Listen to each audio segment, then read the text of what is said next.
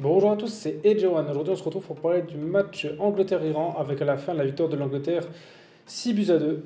Donc, c'est vrai, quand on voit ce match, on peut se dire, ouais, c'est difficile de juger une équipe, mais en soi, dans ce match, l'Angleterre, pour moi, a vraiment rassuré parce qu'ils ont fait vraiment de belles choses dans le jeu.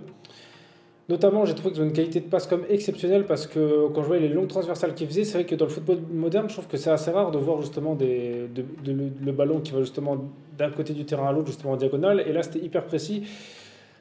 Et donc déjà, ça, je pense que ça va être un gros atout pour eux. Et c'est vrai, ils ont quand même, en plus d'avoir des super joueurs sur le terrain, ils ont une profondeur de banc qui est quand même exceptionnelle. Quand on voit ceux qui sortent et ceux qui rentrent, ils ont que des joueurs limite qui sont titulaires dans des grands clubs.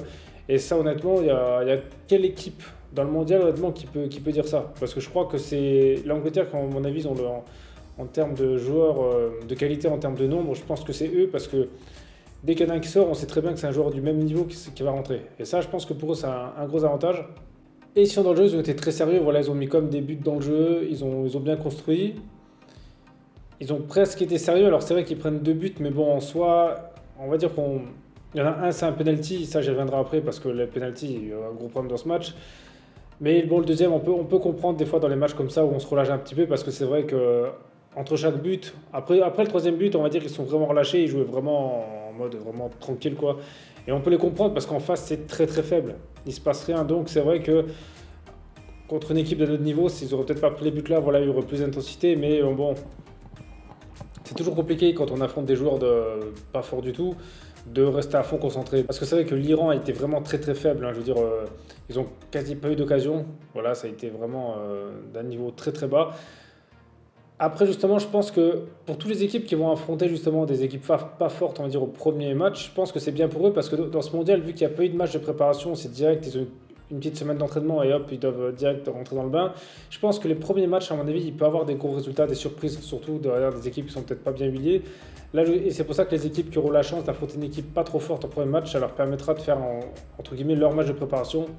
Mais donc c'est pour ça, les Anglais honnêtement pour l'instant ils font partie des favoris parce qu'avec un jeu comme ça maintenant c'est sûr il faudra attendre contre les grosses équipes mais en soi ils ont très bien joué, ils ont quand même été finalistes de l'Euro, certes ils ont en Ligue des Nations ils sont passés dans la deuxième division mais voilà avec les joueurs qu'ils ont honnêtement si ils gardent le même collectif et le même talent pour moi il y a moyen même qu'ils soient au final. Voilà parce que c'est vrai que c'est une équipe que les gens ne comptent pas trop sur eux mais sur le papier ils ont la meilleure équipe. Et c'est aussi intelligent de leur part justement d'avoir mis autant de buts parce qu'on ne sait jamais ce qui peut se passer dans les deux autres matchs et il suffit qu'ils soient égalité avec une autre équipe pour passer. Et ben la différence de but justement ça peut leur permettre justement soit d'être premier ou soit d'être deuxième. Donc c'est pas mal d'en mettre beaucoup et ça des fois il y a des équipes qui l'oublient un peu dans certains matchs justement que la différence de but c'est quand même important. C'est ce qui a fait que le PSG justement ils ont été deuxième Ligue des Champions à cause de la différence de but. Donc c'est pour ça que c'est quand même important et là ça a été vraiment intelligent de leur part d'avoir fait ça. Ensuite, pour revenir sur les pénaltys, en fait, ce qui n'a pas été normal, c'est qu'en fin de match, l'Iran a eu un pénalty. Alors, il y avait eu 10 minutes d'arrêt de jeu, 6-1, et l'arbitre donne un pénalty sur un tirage de maillot qui est vraiment très très léger. Bon, certes, il tire un peu, mais honnêtement, par exemple en Ligue 1, j'ai jamais vu un pénalty pour ça.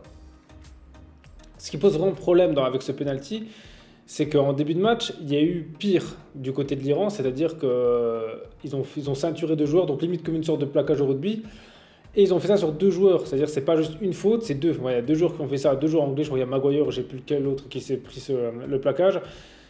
Et là, bizarrement, c'est pas sifflé, ok, il n'y a pas la VAR, et ça c'est pas normal parce qu'au moins ils auraient pu appeler la VAR. Et quand on voit ça, on se demande s'il n'y a pas un arbitrage à 2 vitesses, s'il n'y a pas certaines équipes qui sont favorisées, parce que c'est un peu comme justement le but là, de l'Équateur dans le premier match qui est pas accepté. Alors certes, ils trouvent qu'hors jeu qui est à demi-pied, mais en soi, ça, il n'y a personne qui l'aurait refusé. Quand on voit ça là en ralenti, j'ai jamais vu moi un hors-jeu parce qu'il y a un demi-pied du joueur qui est pas. C'est un peu abusé. Donc, et ça, honnêtement, j'ai peur que dans le reste du mondial, il y ait des litiges comme ça. Et ce serait vraiment dommage parce que déjà, c'est que la Coupe du Monde là, bon, il y a pas mal de choses de polémiques autour. Et si en plus, il y a des gros problèmes d'arbitrage, je pense que là, ça va pas le faire. Et c'est limite fait exprès parce que de nos jours, honnêtement, bon, par exemple, pour Ligue des Champions, il n'y a jamais de choses comme ça. Donc ça fait quand même 2 matchs, 2 choses comme ça. Maintenant, il faudra attendre. Alors c'est vrai que c'est on va dire des actions que certainement, je pense qu'on n'en reparlera plus dans la mesure où il n'y a pas eu d'incidence, mais qu'ils fassent attention quand même qu'il n'y ait pas un gros problème, on va dire, dans un match important entre 2 équipes, parce que là, ça pourrait être autre chose. Et surtout, justement, pour éviter de polémiquer, ils ont qu'à faire un règlement qui soit appliqué à la lettre, comme ça, il n'y a pas de, y a pas de question de discuter. Si on n'a pas le droit de faire ça, il y a ça, ok, bah alors dans ce cas, que ce soit le même pour tout le monde. Et ça va être compliqué si le reste de la compétition, justement, elle est comme ça. Donc c'est pour ça que l'arbitrage, je pense, ça va être intéressant à surveiller, justement, dans les prochains matchs. Donc voilà, après vous, justement, dites-moi dans les commentaires ce que vous avez pensé de ce match. Voilà, s'il y a des choses que j'ai pas dit, vous n'êtes pas d'accord avec moi. Ce que vous avez pensé du niveau des Anglais, si vous pensez vraiment qu'ils ont un moyen d'aller loin. Et sinon, merci à tous d'avoir regardé cette vidéo. C'était AJ1. On se retrouve très vite pour une prochaine vidéo.